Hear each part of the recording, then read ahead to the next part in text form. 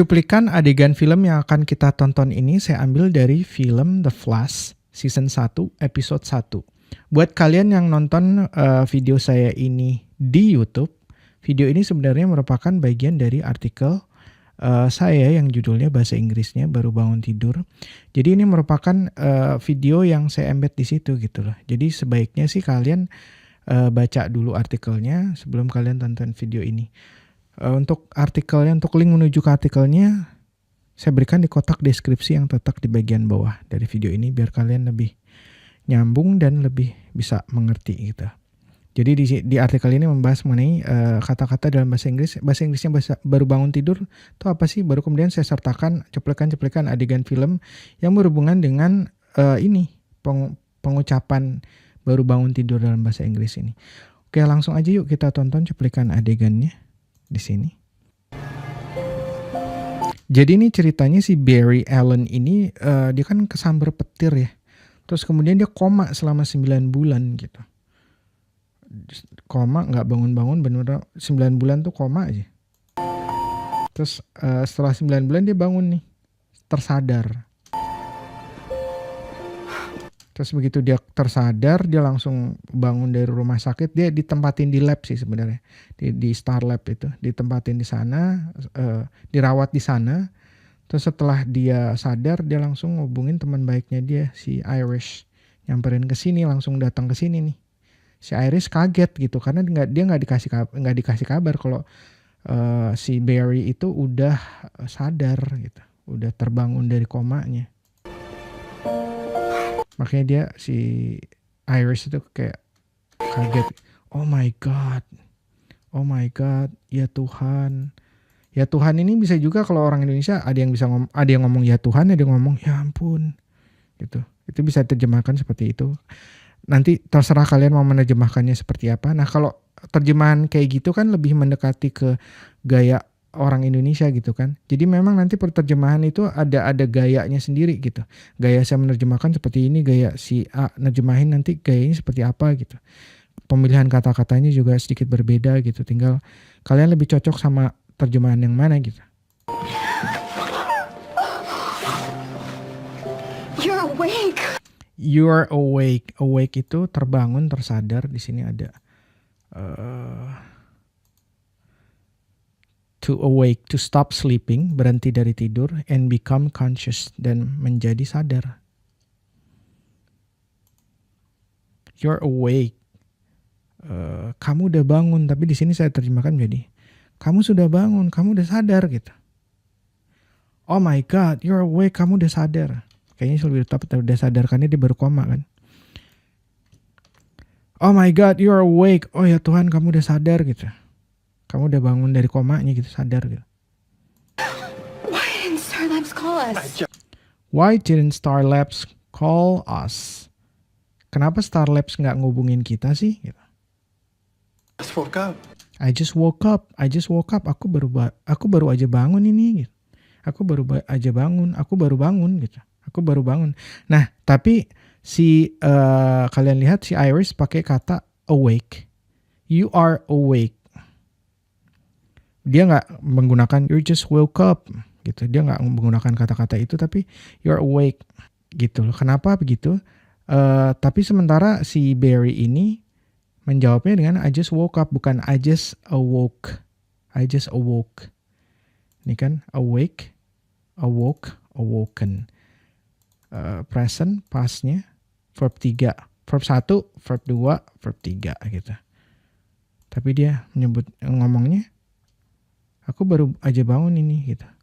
Kalau orang Indonesia bilang baru sadar dari koma kan bukan baru bangun ya. Dia baru sadar tuh gitu. Bukan baru bangun. Dia udah sadar tuh, dia udah sadar gitu. Oh, dia baru sadar tuh, dia udah sadar tuh. Dia udah bangun, bukan udah bangun. Kalau kita biasanya penggunaan kata-katanya aku baru aja bangun nih. Tapi di sini dia ngomong nih gitu. Aku baru aja bangun nih, aku baru aja sadar nih gitu. Bisa jadi begitu. Aku baru aja sadar nih. Bisa juga seperti itu. Dalam konteks ini ya, konteksnya ini karena dia kesambar dan koma 9 bulan gitu. Tapi I just woke up ini biasa dipakai juga kalau orang yang baru benar-benar bangun gitu. I just woke up gitu. Oh, I just woke up. I just woke up. Should you even be on your feet? Should you even be on your feet? Should you even be on your feet? Ini sebenarnya terjemahan kata per katanya adalah, ini kalau kalian lihat di Google Translate. Should you even be on your feet? Haruskah Anda berdiri? Gitu.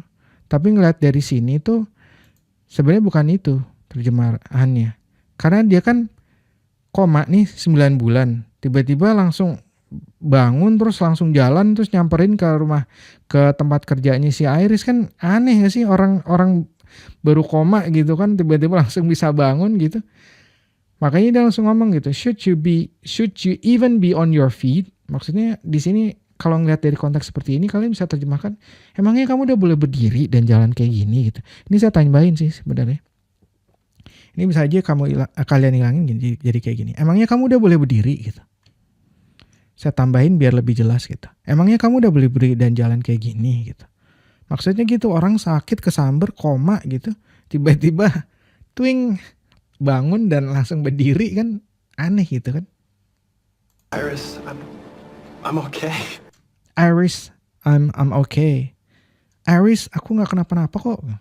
Iris, aku nggak kenapa-napa kok di konteks seperti ini ya. Tapi kalau diterjemahkan secara kata-kata, Iris, aku nggak apa-apa, aku okay. Aku baik-baik saja gitu. Biasanya terjemahannya gitu.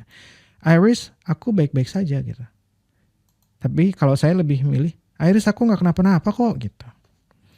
Nah, should you even be on your feet? Nah, ini kalau kalian mau nerjemahin ke dalam bahasa Inggris, kadang seringkali gini, emangnya kamu udah boleh berdiri gitu kan? Gitu gaya kita kan, emangnya kamu udah boleh berdiri gitu kan? Terus kita terjemahin gitu. Emang kamu udah boleh berdiri ya gitu. Suka pakai Google Translate. Kalau kalian menggunakan Google Translate, saran saya jangan pakai bahasa informal. Ini kan emang harusnya jadi memang kan, dari memang gitu kan. Sudah gitu kan. Ya kan, beda kan antara ini. Emang kamu gunakan kata-kata yang paling formal yang pernah ada. Emang kamu udah boleh berdiri ya? Can you stand up now? Ini jadi artinya jadi lain. Can you stand up now? Bisakah kamu berdiri sekarang? Ini can you stand up now? Artinya ini. Bisakah kamu berdiri sekarang? Beda kan dengan artinya. Emang kamu udah boleh berdiri ya? Nah, kalau kalian menggunakan kata-kata yang diformalkan, kalau kalian menggunakan Google Translate dari Indonesia ke Inggris, cobain tulisnya seformal abis. Kamu jangan tulis kamu, tulis Anda. Memang Anda sudah diperbolehkan untuk berdiri. Nah, terjemahannya jadi lebih tepat gitu. Are you allowed to stand? Apakah kamu sudah diperbolehkan berdiri? Sama kan? Memang Anda sudah diperbolehkan untuk berdiri. Are you allowed to stand? Jadi itu kalau kalian menggunakan Google Translate, jangan gunakan bahasa informal. Sudah, tulis sudah, jangan udah. Memang, jangan tulis emang. Memang. Kayak gitu. Terus kamu gunakan Anda. Benar-benar dirubah seformal mungkin. Maka terjemahan bahasa Inggrisnya akan lebih mendekati benar gitu. Iris, I'm okay.